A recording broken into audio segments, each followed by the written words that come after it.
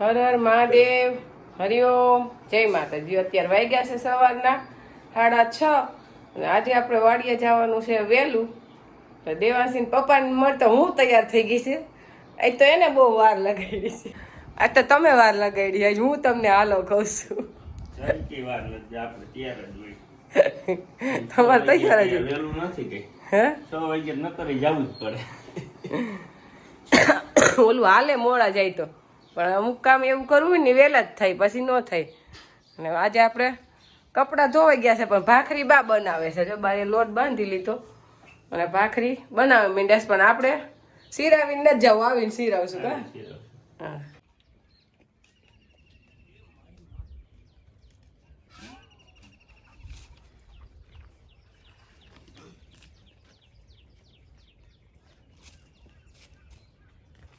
નાનજી બાપા કાયમ નાખી જ દે હવારમાં। જો અત્યારમાં બધે પોગી ગયા કબૂતર। અત્યારમાં હવારમાં વાડીએ બહુ મજા આવે, કેવું સરસ વાતાવરણ, રેખા ઠંડુ ઠંડુ।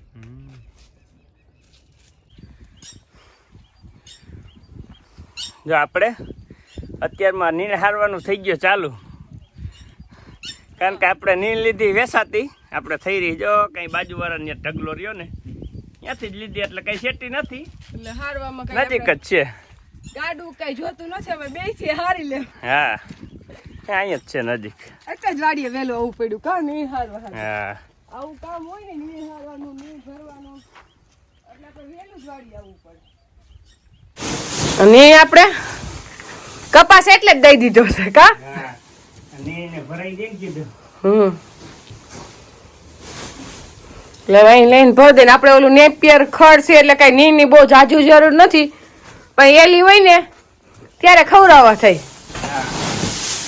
30 ભારી લઈને નાખી દે ને એટલે વરસાદનું એલાડું હોય તો ખાવા થાય।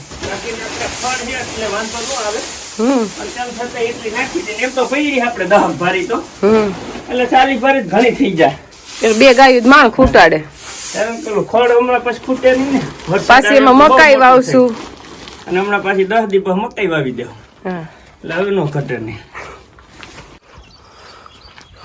આવી ગઈ ભારી, કેવો વજન લાગે છે?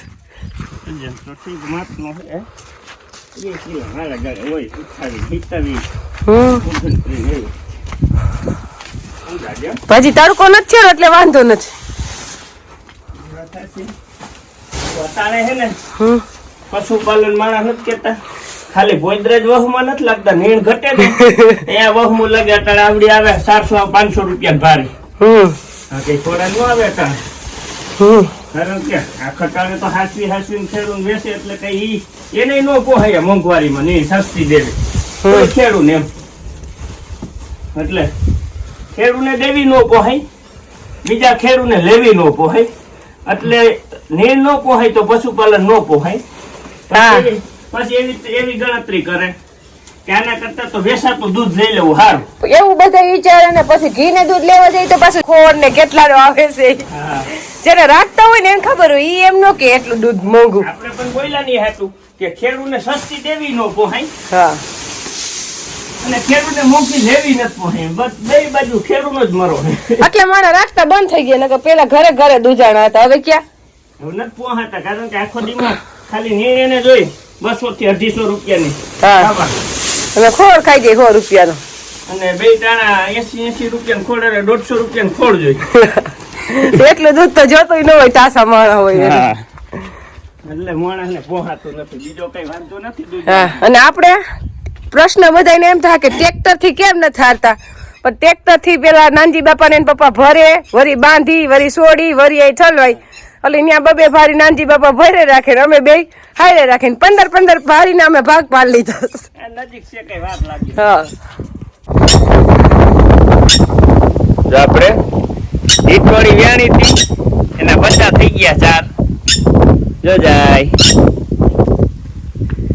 કારણ કે હવે બચ્ચા થઈ ગયા ને એટલે હવે વરસાદ આવશે ખરો એમ।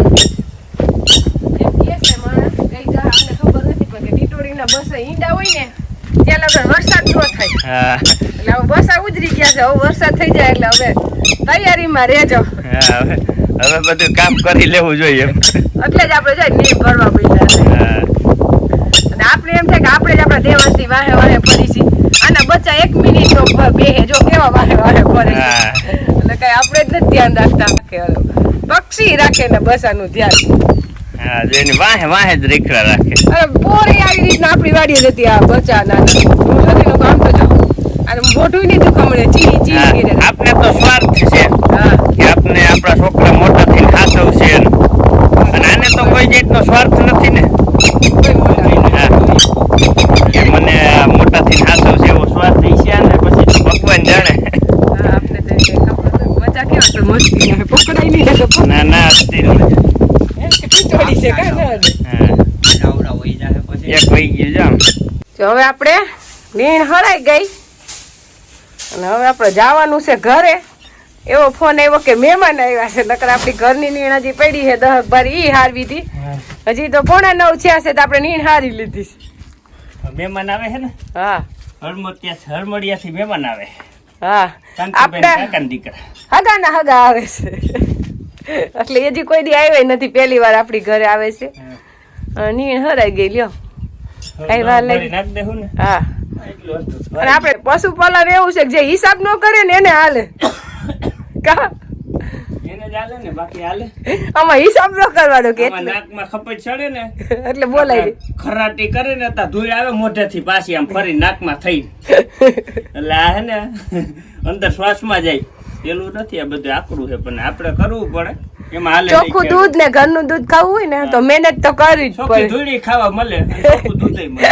હાલો જો આપણે વાડીએ તો નીર હારીને આવતા રહ્યા ઘરે અને ઘરે આવવાનું કારણ એ હતું આપણે મુકેશભાઈ નો ફોન આવ્યો હતો કે અમે પરેશભાઈ આવી એટલે મુકેશભાઈ એટલે આપણે છે કાંતિભાઈ ના કાકાના દીકરા હરવડિયાથી એટલે મુકેશભાઈ જોશી કીધું આવો આવો મહેમાન ક્યાંથી મહેમાન ને મેં તો કઈ એક જ આવે એટલે આવે સારું.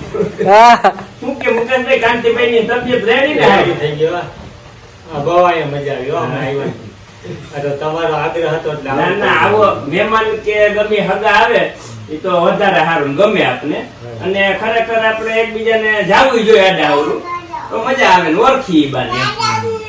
અને બાને તો અહીંયા પાછો સંબંધ નીકળ્યો છે. બા માસી ત્યાં આ બેન છે ઈ પાલકડાના ભાણે જ છે એટલે ઈ તો ઓળખી ગયા બાને જોયા ત્યાં કે તમે પાલકડાના છો ને એમ. કા હા અને આપણે મહેમાનને તાણ બહુ કરી છે પણ એને એની દીકરીની ત્યાં જામનગર જવું છે એટલે કે પાછા આવી ત્યારે રોકાવું. નકર આપણે તો કીધું.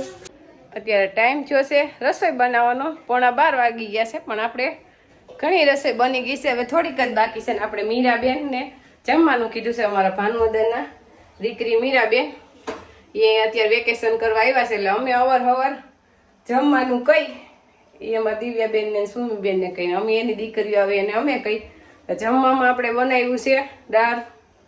જો દાળ બની ગઈ છે, લોટવાળો સંભારો બની ગયો છે અને આપણે અત્યારે સાદું જ બનાવ્યું છે, કઈ તળેલું બનાવ્યું જ નથી. અને બટેકાનું શાક અને ભાત અને હવે આપણે શીરો બનાવવો છે એનું પાણી ગરમ મૂકી દીધું ને અહીંયા રવો સારી લીધો છે અને ઘી લઈ આવ્યા છે. અને મીરાબેન આવ્યા કે હું ઉપર રોટલી બનાવી દઉં તો મેં કીધું સારું ઈન દિવ્યાબેન ઉપર રોટલી બનાવે છે ને આપણે રસ ને પૂરી ને ખાઈ ઠાઈકા છીએ શીખો ને એટલે કીધું શીરો કેદુનો ખાધો નથી ને એટલે અત્યારે શીરો બનાવી નાખી.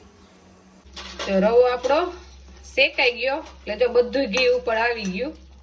કેટલું બધું ઘી ઉપર આવ્યું છે કારણ કે આપને એકેય વસ્તુમાં લોભ કરવો ગમે નહીં. જો કે આપણે તો ઘરનું જ ઘી છે ન કરે લોભ કરવો ગમે નહીં. ભગવાન આવીને આવી પોઝિશન રાખે ક્યાંય કોઈ દી લોભ કરવો પડે નહીં. ખાવામાં કોઈ દી લોભ કરાય જ નહીં. જાજુ ઘી હોય તો શીરો હારો થાય નકર શીરો હારો થાય નહીં. હવે આપણે શેકાઈ ગયો એટલે એમાં પાણી નાખી દઈએ. વરાળ કેટલી ઉપર આવે હાથ ધરી ગયા ને ખાંડ લગભગ આ પકડ્યું આખું ભરાઈ જાય.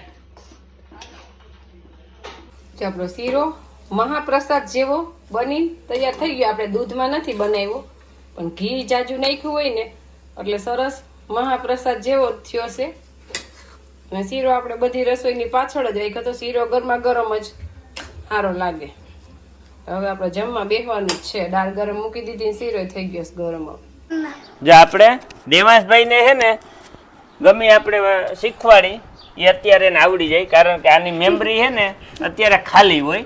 આપણે 2GB ની 1GB ની 5GB ની મેમરી લઈ એમાં પછી આપણે ગમે ડાઉનલોડ કરવું પડે, ભરવી પડે. એમાં છોકરાઓની અત્યારે મેમરી ખાલી હોય, મેમરી આપણે ભરવાની હોય.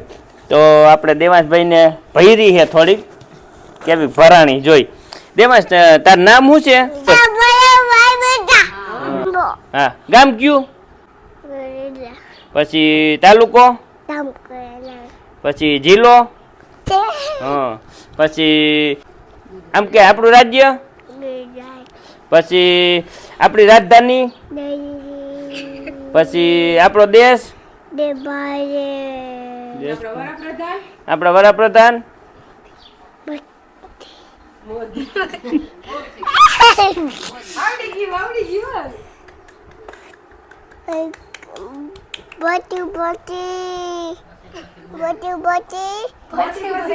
મોદી, પછી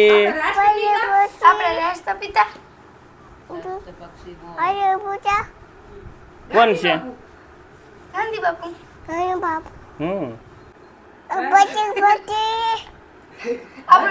રાષ્ટ્રીય પક્ષી મોર.